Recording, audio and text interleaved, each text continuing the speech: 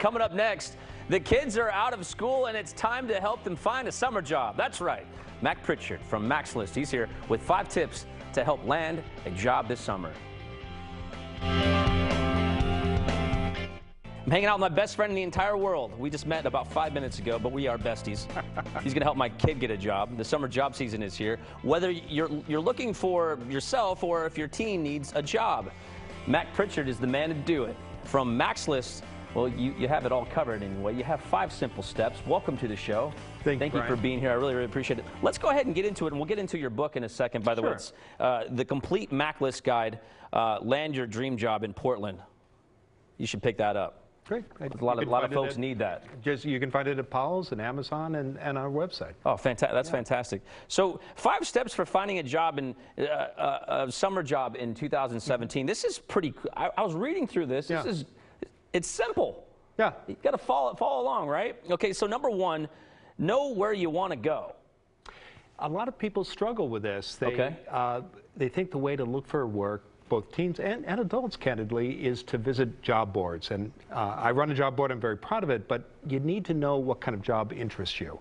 You got to have passion when you wake up every single morning. You don't want to dread going into work, because a lot of us do. Yeah. I'm not saying I do. I love my job. But I'm saying that sometimes you pick the wrong job, but you take it because it's got better pay. Right. Or it's the first opportunity to come along. And most young people I speak to, they have an idea of what they want to do. They might want to work near home. They might want to work outdoors with kids, or perhaps in a restaurant. Whatever is on that list, write it down and share it with family, friends, and neighbors, because they may know of people at those employers that you can connect with. I was mentioning just a second ago about how teens, teens are looking for jobs, and parents kind of want their teens to, kind of have that responsibility, take on some responsibility. But a lot of teens will choose jobs based on what their friends are doing. Yeah. But that may not interest them.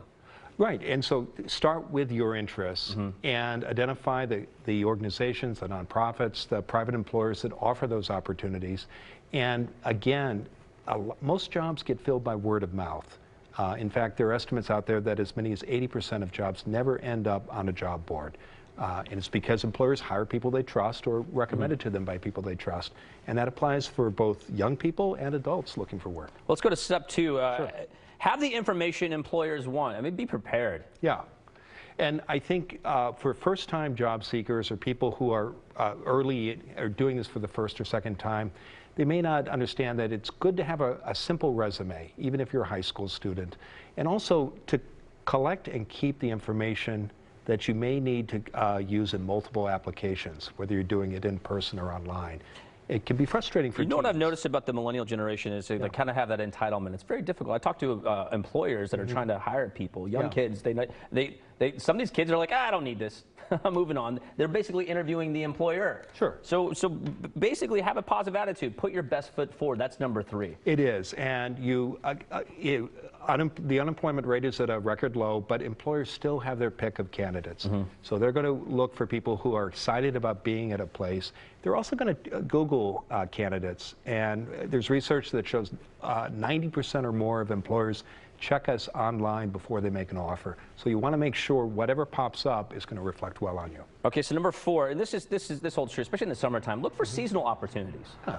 There are a lot of employers who staff up in the summer. There are also nonprofit and government programs that hire and add staff, particularly to work in parks or camps. In fact, the city of Portland has a great website about summer jobs, and the Portland Community College has terrific website about resources for people who are looking for summer work. I mean, back when I was a kid, it was like cutting grass, Look for those kind of jobs. You get a good tan anyway. All right, treat your search like a job, which is pretty important. It is. If you're serious about getting a job, you need to you don't have to do this 24/7, Brian, but you need to set aside a few hours a day to devote to your job search. Keep track of the applications that you've submitted. If an employer has said, well, follow up with me next Tuesday, make a note of that and follow up.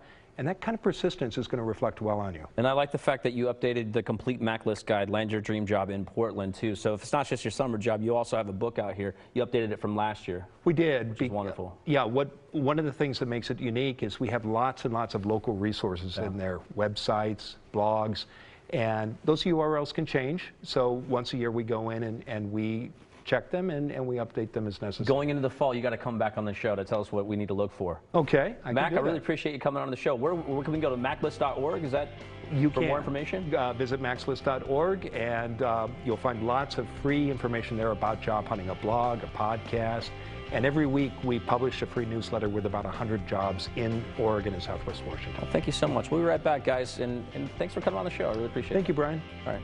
Don't go anywhere, guys.